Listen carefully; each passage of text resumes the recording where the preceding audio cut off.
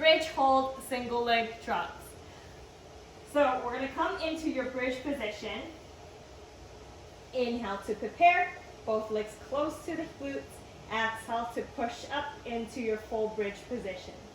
All right, so now extend one leg to lift, point it up towards the ceiling. Keep both hips extended. Inhale to prepare.